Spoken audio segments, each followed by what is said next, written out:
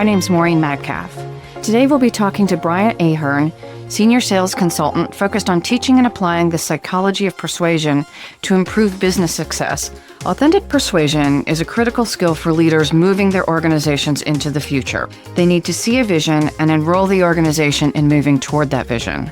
Brian specializes in applying influence and persuasion in everyday situations. So Brian, how did you get involved with persuasion of psychology? The way I got involved with the psychology of persuasion is I'd been doing a lot of sales training for state auto insurance for many years. And somebody who had been in our department came down one day. She was studying for her master's at The Ohio State University and had a videotape of Dr. Robert Cialdini at Stanford University talking about the psychology of persuasion. And she said, I think you guys, meaning myself and my boss, would really like this. So we watched the video and the light bulb came on. It explained all of the sales techniques that we'd been teaching for years. It was the psychology behind that and why those techniques were so effective. And what I like is that when you understand why something works, you can go beyond learning simply a technique. And so we started utilizing that videotape in some of our training sessions, and then fate led us to end up having a relationship with Dr. Cialdini, and then years later I got certified, and it's just kind of taken on a life of its own. So what exactly is persuasion? Aristotle says that persuasion is the art of getting somebody to do something that they wouldn't ordinarily do if you didn't ask. So if you think about it, it's a great definition, because if people are doing what you want, you don't need to ask. You don't need to interact with them in any way to change their behavior. But quite often people aren't doing either what we want them to do, need them to do, or believe is in their best interest to do. And so how we interact with them, how we communicate may make all the difference between them saying yes or no. So it really is about changing behavior, getting someone to do something that they're not currently doing. So this seems like a skill that's really important for pretty much anyone in a leadership role. Absolutely. Whether it's leadership, sales, parenting, I often tell people that understanding persuasion in large part helps your success professionally, but also on a personal level, your happiness. Because if you think on the professional level, quite often it starts with just getting hired. You're having to persuade a number of people that you're the right person for the job. But when you get into a position, for example, with leadership, you may have a great vision, you may have great strategy, but if you can't get your team on board, you're not going to be able to move that forward. And I think it was Jack Welch once said that nearly everything I've accomplished in life has been with other people. So brilliant business person, but yet he recognized that without the aid of other people, he wasn't able to make those things come to fruition. The challenge that we face, though, Dale Carnegie, in his book, How to Win Friends and Influence People, said the biggest challenge you'll face is dealing with people, especially if you're in business. So we need people, and yet they can be our biggest challenge. And if we understand how they think and behave, and we're willing to change our communication, we can enjoy a lot more professional success. On the personal side, having been married for 27 years, having a 19-year-old daughter, I can tell you that at home, life is much more peaceful and happy when my spouse willingly does what I'd like her to do, or when our daughter willingly does what we want her to do. And how often is that? And it's a lot more than you might think. If you understand how people think and behave and you are willing to change how you communicate, it's amazing the difference in the result that you can get. I think I've got a wonderful marriage. Our daughter, we get along wonderfully and have avoided a lot of the pitfalls, I think, because we chose to interact differently with one another. This presumes then that as I'm persuading people, I need to not only understand what I need, but also who the other person is and what they expect and want and need. Absolutely, because persuasion isn't about just getting what you want. Real persuasion ultimately ends in a win for both people. If you believe that your vision and strategy are the right strategy, you have to also get other people to realize that too. Persuasion quite often helps you make your good case better. So you may have a wonderful strategy, vision, but if you can't convey that to people in a way that gets them on board, it's all for naught. I may know that certain things at home are the right thing to do, whether it's eating healthy or exercising or studying, any number of things that as you're raising your kids, you want them to do. But getting them to see that too is important so that they own it for themselves. And again, how you talk about those things can make all the difference between somebody feeling it's their decision versus you telling them what to do. How does persuasion differ from manipulation? Is it just trying to get people to do what I want, so I tell them what I think they need to hear? Manipulation, if it weren't for that one word, I wouldn't be sitting here today because I wouldn't have started a blog and I wouldn't be involved in the persuasion training. When Dr. Cialdini did his presentation at Stanford, one thing that resonated with me is he talked about non-manipulative ways to get people to do things. He was very, very clear about that. So after I watched that video, I signed up for Stanford's marketing, and I got a marketing piece from them one day, and it said, call it influence, persuasion, or even manipulation. That was actually the headline for his video. And I recoiled because I thought, nobody wants to be manipulated. And nobody wants to learn how to manipulate people. So I actually sent an email to Stanford and I said that. I said, I got your marketing flyer here. I see that you're promoting Dr. Cialdini's video. He's very clear about non-manipulative ways to get people to do what we want. And that word manipulation cannot be helping your sales. Nobody wants to be manipulated. And I don't know anyone who wants to be known as a manipulator. And so I sent that email to them and I never heard from Stanford. But sometime later, my phone rang and it was Dr. Cialdini's organization. And they called and they said, we wanted to thank you personally because you sent an email to Stanford and they're going to change the marketing of our video. And it was during the course of that conversation that the ball really got rolling and how I became connected with Dr. Cialdini and his organization. Now, when we talk about manipulation, a lot of times people equate persuasion to manipulation because their thought is just getting someone to do what they want. And that's not true in the sense that manipulation quite often is one-sided. There's a wonderful quote from a book called The Art of Woo, which means winning others over. And it says, an earnest and sincere lover buys flowers and candy for the object of his affections. So does the cad, who only seeks to take advantage of another's heart. But when the cad succeeds, we don't blame the flowers and the candy. We rightly question his character. So flowers and candy are neither good nor bad. They're simply a tool that some people will use, but the intent, that's really what matters. When we understand what we call the principles of influence, these 6 psychological principles, they're neither good nor bad. They simply describe how people typically think and behave. How we use that information reveals something about our character. When we talk about ethical influence, we're talking about creating win-win situations, helping people see the benefits that are also for them and not just for us. We're talking about doing things in a truthful way, and we're talking about using these psychological principles in natural settings where they genuinely occur, not false scarcity, for example. We know that scarcity is something that when people hear there's going to be less of something, they tend to want it more. And quite often, salespeople will create a false sense of scarcity just to get you to buy or make a decision. We're saying, look for the principles that are naturally available, incorporate them into your language, and you'll have more success when it comes to persuading people. It's really the character of the leader or the individual who's using persuasion, not the persuasion technique itself. Right. The technique is simply a technique, just like flowers and candy. They're neither good nor bad. They can be used for wonderful purposes. They can be used for very heinous things. But it's the intent of that person and what are they trying to get you to do and why are they trying to get you to do it?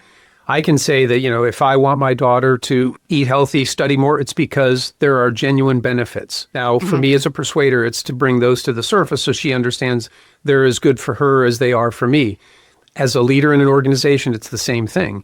If I believe there are genuine benefits for everybody to follow a particular strategy, I need to understand how to best convey that and to get them on board with that. Most of us probably want to get what we want to get, but doing it in a way that you pointed out that's win-win makes a very different experience for all of us. And if you use certain principles of influence, for example, the principle of liking, we all know when people like us. We can tell by their body language, their tone of voice, how they interact with us. We can usually tell. Most people don't know how to make that happen.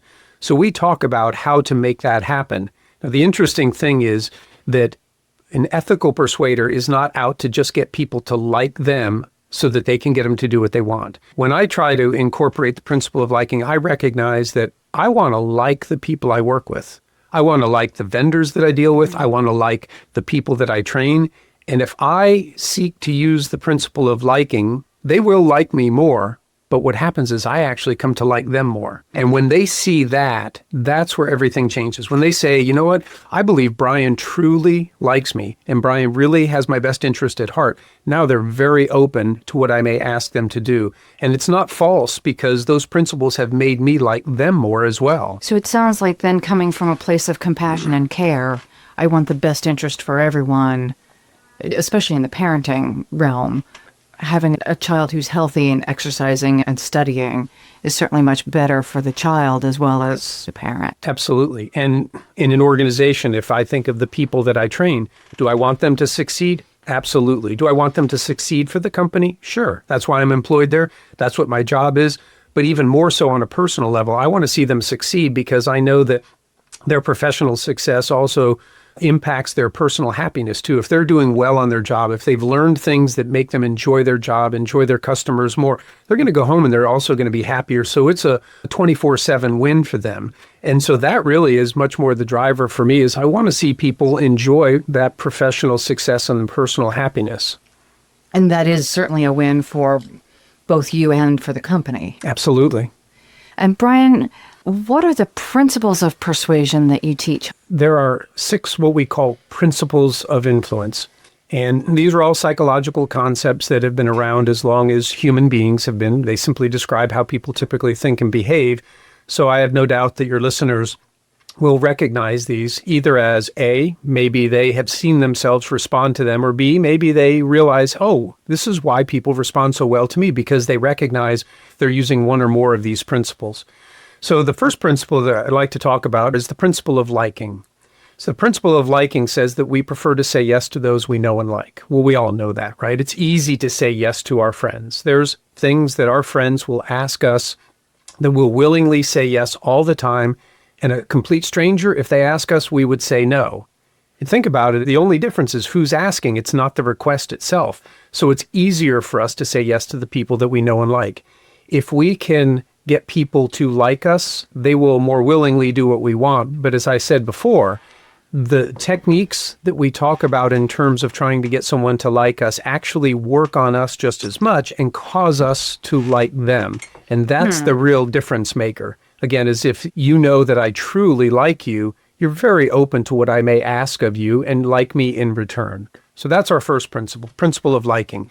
The next principle that we talk about is the principle of reciprocity. People feel obligated to give back to those who first give to them. Again, we recognize this because we learn it from the time that we're children. Some of the first words that parents teach children are thank you. So think about the conditioning that's happening as children. Someone does something for us, and we're taught to respond in some way. It's a thank you. Maybe as we get older, our parents say, that was nice that your grandmother did that. You should write her a letter.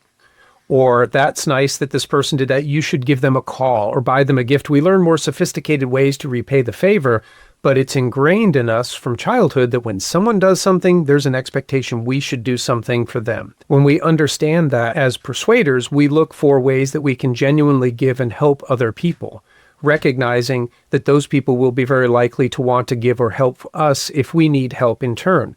I'm not a proponent of giving to get. I'm not going to help you just so I can pull this lever and get Maureen to do whatever I want. I'm going to help you because I think it's the right thing to do, because I like you, because you're my friend. There's all these reasons that I want to do that. But I know that down the road, if I need help and you have the right skill set, you're probably very willing to help me. And I feel very free to go and ask you. And we both have won. You've benefited from how I've given. I'll benefit from how you'll do that in return. And we're both better off because of it. So it's almost an abundance mindset as well. Giving to you doesn't deplete me. I may never have to come and ask you for a favor, but that's okay. But I know that if I need to, I've got that opportunity. Zig Ziglar once said, you can get everything you want in life if you just help enough other people get what they want. And what he recognized is if you help enough other people, you have all these resources that you can turn to, and it's much easier for you to accomplish your goals because you can turn to all these people who have different skill sets and abilities to help you. So again, everybody ends up winning. So as a leader of an organization, not that people are beholden to me, but getting to understand what my people care about and making sure that when I can, I give them what they want or need. Creates an environment of reciprocity. When I need something, I am better positioned to ask. And even the things that we as leaders may have to ask people to do to help them see how that's beneficial for them, to help them see that the thing that they're working on right now, that skill that they're learning is going to help them in whatever their next move is. And a good leader should always be looking to not only develop people so that they're the best they can be at their current job, but also be looking to the future, understand what their goals are, and helping them to attain that. And so if in the midst of what you're doing on a daily basis is helping you be very, very effective, but also you see how it clearly helps you get ready for your future aspirations, you're going to go at it with a lot more vigor. And then as a leader, I'm much better off too, because I'm going to get better work. Everybody's winning, but I need to help them see that. And there are also times that I need people to just do something that nobody wants to do. If I have put money in the bucket, in essence, the emotional bank account or whatever we call it, then people seem more willing to step up to do even what they're not excited about. Right. So the individual I report to at State Auto, the vice president of sales, John's a fantastic manager. And there are times where he may walk by on a Friday afternoon at 2:30 or 3 and say, "Oh, how are things going?" And I'll catch him up and he'll go, "Just go home, start the weekend early." I appreciate that. I walk in the door, I can start the weekend a little bit early. And what I find, though, is when John sends a request at an off hour, and we're all checking email at various times of the day, if I get an email on Sunday at 9 o'clock from John, I'm going to deal with it because I appreciate how he's treated me. So he gets what he needs. I've gotten what I wanted. Everybody wins. And so that's how a good leader positions themselves. They give, and they also know that if they need help, they can fall back on that later, and everybody feels better about the relationship. It seems so basic when you talk about it, and yet I'm coaching a couple of leaders right now for whom this is not basic. It is an absolute new way of looking at how we interact with one another. It makes sense because we're describing human behavior, and I can see how you nod and you get it, and probably all of your listeners do, but the application is always much harder than people think. To remember to be somebody who gives rather than somebody who just expects. Well, it's your job. You're expected to do that. We default back to these behaviors that we've been in for such a long time that even though we get it, we don't actually always put it into practice. And that's what I work with people to do, is to help them not only learn the concepts, but then how do we translate that into activities that will, on the business level, give more success, on a personal level, will give you that happiness. And part of it seems, one, many people haven't learned this. And then the other is I'm busy. I'm working crazy long hours. To take the time to go walk around and ask someone how they're doing means it's adding hours to my day. How do I get my head around the fact that the organization and I will be better off in the long term, even though I have to stay an extra half hour today? I look at everything that we do as an investment. To say that, well, now I have to stay an extra hour is kind of an expense mindset, which means it goes away forever. When we think about expenses, companies are always trying to cut expenses. But good investments, they'll continue to make good investments all the time. By investing in people, by managing, by wandering the floor, by going in and checking in with people, by actively looking for ways to help them or to do things that will make them happier, productive employees, costs time upfront, but it will save time on the long run, because ultimately you'll probably get the things that you need, better quality, probably get them faster, because people will be working for you in a different way than they're working right now. So it's not as if you're putting in this time that's just more time in the day. You'll ultimately, I think, see a much better return on it. It certainly makes sense. So back to your point, I need to build a practice of doing that. Absolutely. And almost put it on my Outlook reminders for the next month. My wife used to sell jewelry at open air markets, and she was great because she would say, I want to take one of these principles today. Just let's take one and see how it works. And I'd say, okay, well, let's engage reciprocity.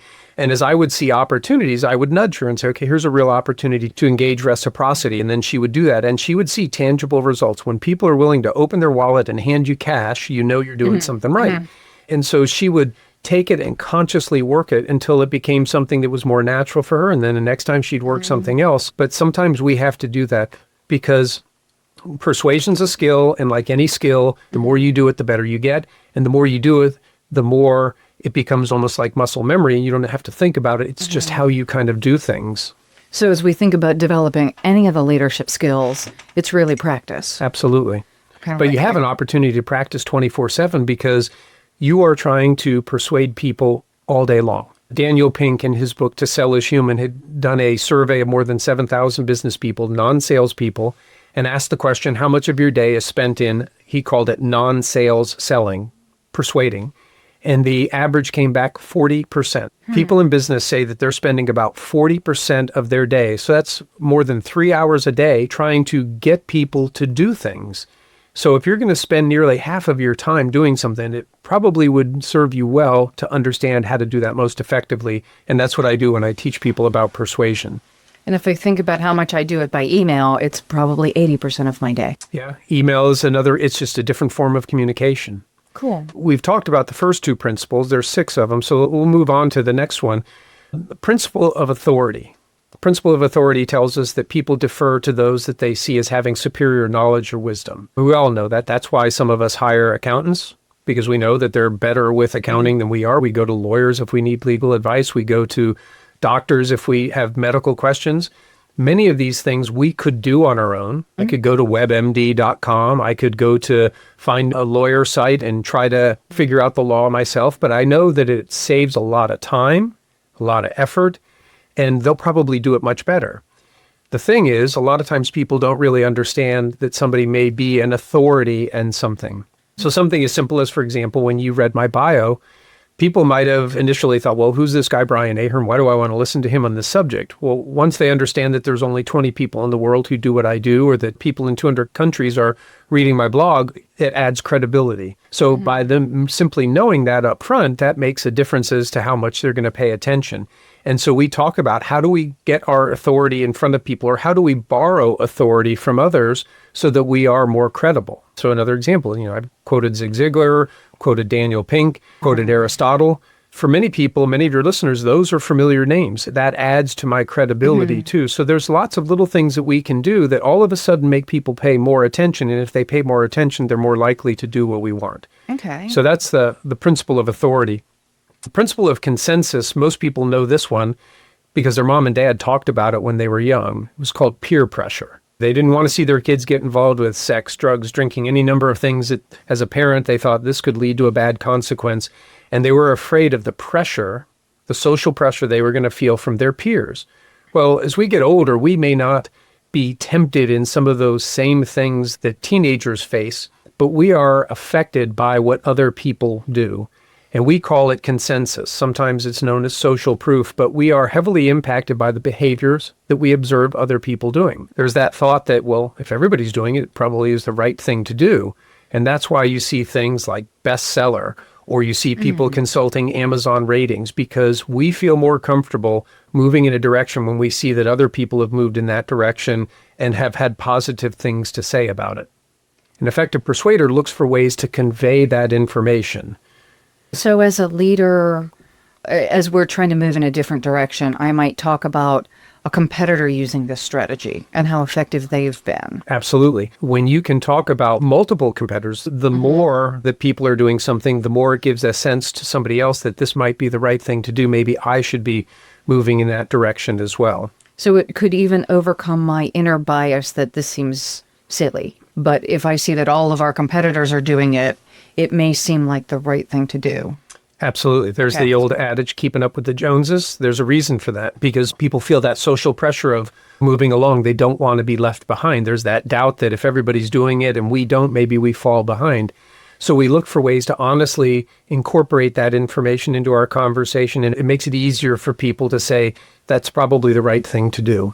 So how do I deal with organizations that can leverage transitions or gaps? Will be the ones that move ahead, and yet it seems like there's a balance of leveraging consensus and also differentiation. How does that work for you? Well, an organization can leverage consensus by talking about their customer base. Okay. But they may be drawing in that customer base also because of, in sales, it's called a unique selling proposition. Okay. By talking about who you are and what you do in a way that sets you apart and makes you unique is sometimes a compelling reason for people to pay attention. Going back to the authority that I mentioned before, if you know that there are only 20 people in the world who do something, people are more compelled to pay attention to that. That's a form of scarcity, right? If everybody was doing what I do, then it wouldn't be special to have me here on the show. So the principle that ties into is called the principle of scarcity. And this principle says that when something's rare or diminishing, people tend to want it more. This is exactly why people see ads that say, sale ends Sunday, And all of a sudden their behavior changes. They get off the couch and they go to the store. Now they might say, well, I'm just going to look around. It sounds like it's a good sale. And they end up buying something. And they probably never would have gone to the store if they hadn't seen sale end Sunday. So people hate to lose out on what they see as potential opportunities. And talking about your organization in a way that sets it apart and makes it unique starts to give people some thought. If I don't do business with Maureen's organization, I may lose something. There's lots of companies that may do what she's doing, but she's doing it in a way that's a little bit different enough that I lose something if I don't go along with her. And your challenge as a persuader then is, can I talk about that in a way that gets people to say, that's what I want to do. I don't want to lose out on that opportunity with Maureen and her organization. So I'm combining then these principles of authority and consensus. Absolutely. If Maureen offers something special or Brian offers something special, we can still leverage the fourth principle of consensus, that by using this, I as the consumer will be positioned effectively with my peers, or if it's a business-to-business organization, that I'll be positioned better against my competition. Absolutely. So, Brian, we've covered 5 of the 6 principles. Can you give us the last one? So the last principle that we talk about is called the principle of consistency. And the principle of consistency says that people feel internal psychological pressure as well as external social pressure to be consistent in what they say and what they do. And I like to boil this down to word and deed. People feel better about themselves when their words and deeds match up. If your listeners think of a time where they gave their word to somebody that they'd be somewhere or do something and then they had to back out, even if their reasons were legitimate and their friend or the other person understood, most people don't feel good about doing that. In fact, when I ask audiences, how did you feel when you had to tell that person you couldn't do what you said you'd do? You hear heavy emotional words like awful, terrible, guilty. Well, nobody wants to feel awful, terrible, or guilty. So people work very hard to be consistent in what they say and what they do. And if we can get someone to commit to something, to say, yes, I will, the odds that they'll actually do it go up rather dramatically. Because on the flip side, most people can think of a time, or many times, where they did something. They may not have wanted to do it, but they did it because they told someone they would. That drove them to do that. And so that's the principle of consistency. Can you give an example either of expanding on consistency, or just walk us through an example where you've applied this in a business setting where you may have been using multiple principles to drive value? 5 or 6 years ago, I had been on an extended Christmas break. When I came back from that break, within the first week of being back in the office, I was called into a meeting with 5 or 6 other people. And here's the situation that we faced. Our company had accidentally overpaid insurance agents in one of our operating states. It was a $700,000 error, where in the month of December, we had doubled the commission for 150 different agents. Now, we couldn't press a button and electronically get that money back. And so as we strategized, how are we going to go about getting this money back? It came down to the home office accounting manager was going to have to send a letter to each of the 150 agents to say, please sit down and write us a check for $4,000, $8,000, $10,000 as soon as possible because we overpaid you right around the holidays. And so that's not going to be high on the priority list. You get this letter that says you owe $5,000. It's probably not what you're going to sit down and take care of first. And we knew that that was going to probably be the case. Well, the interesting thing was I had done some training for the accounting department the prior summer. And knowing that they had to do things the old-fashioned way, sometimes they had to physically put mail in envelopes and send it and ask people to do things, I shared with them a study having to do with all things sticky notes. Believe it or not, utilizing sticky notes can increase the response rate when you ask somebody to do something dramatically. So there was a study that I had shared with them, and in this study, social psychologists wanted to see if they could impact people's response rate to a survey. And so what they did was they sent the survey out, a cover letter, to a group of people, and a third of the people got the cover letter, had clear instructions what the survey was and why they should take it, and 36% of the people who got that letter took the survey. Now, wanting to see if personalizing it made a difference, to another group, they sent out the exact same cover letter, but they wrote a quick note by hand on that cover letter. So all of a sudden, it's a little more personalized, and the people who got that, 48% took the survey. So in a business result, to go from 36 to 48%, that's a 33% increase for doing nothing more than taking a few moments to sign each of those letters and put a Hey, little Brian, personal thank you. note. Now, with the third group, they sent the same survey letter, wrote the same handwritten note, but they did it on a yellow sticky note. And 75% of the people took the survey, more than doubled the response rate. Wow. And there was another independent study that verified doubling the response rate with the sticky note. So I had taught them that. And I turned to my friend Steve, who's the home office accounting manager, as we talked about this letter. And I said, Steve, remember the sticky note study? And he said, yeah. And I said, if you don't have time to sign every one of those letters with a sticky note, call me. I'll come do it. And he said, no, I'll do it. So a few weeks go by, I call him up and I said, Steve, how's the collection going? And his exact words were, I'm floored. And I go, why? And he said, we've already gotten money back in full from 130 of the 150 agents. In how long? In just a few weeks. Wow. And the optimist in me, I said, we didn't get it all back? And he did what you just did. He laughed. He goes, come on, we're talking about money here. He said, I fully expected many of them to say, it's your mistake. You fix it. Take it out of next month's commission. Put me on a payment plan. Anything except sit down and write that check in full. He goes, I'm floored. And a few months after that, we had lunch and I said, so how did it end up? And he said, we ended up getting money back from 147 of the 150 in full. Wow. So he's now a believer because he sees people, he deals with money all the time, and he sees the difference that it made. The fact that he said, I'm floored, was enough for me to know that made a huge difference. And our company was happy to get that money back and to get it back quickly, to recover from that error was huge. So I'm thinking, because I am involved with a public radio organization, how might they use sticky notes to increase their fundraising? Well, if they're sending things out, if they're putting things in the mail by simply putting a sticky note there and actually signing it, that's going to increase their response rate. Now, I can't guarantee that it's going to double it, but every study I've ever seen says it's going to increase because the psychology behind it is the reciprocity. If I do something for you, you feel obligated to do something. When you see somebody goes a little bit above and beyond and putting a handwritten note or taking the time to get that sticky note and put it on and write that hand tends to convey to people that something more has taken place. Now, the interesting thing is no person is going to say, well, I sent some money in or I took the survey because there was a sticky note. Correct. They'll all deny that it had anything to do with it, but so much of this psychology takes place at the subconscious level. But you can't deny that when twice as many people do something in two independent studies, that factor, that sticky note, had something to do with that change in the response rate. We've got listeners who are leaders and emerging leaders. What would you like them to take away with regard to the science of persuasion? I would end by saying what we started with. Your professional success, much of your professional success is contingent on your ability to get people to do the things that you need them to do as a leader. A tremendous amount of your personal happiness depends on how you interact with people in your home life and getting them to do things to avoid conflict. And the fact, too, that as Daniel Pink pointed out, people are spending upwards of 40% of their time trying to get others to do things, trying to persuade them. This is something that people should look at and say, I should probably learn how to do this.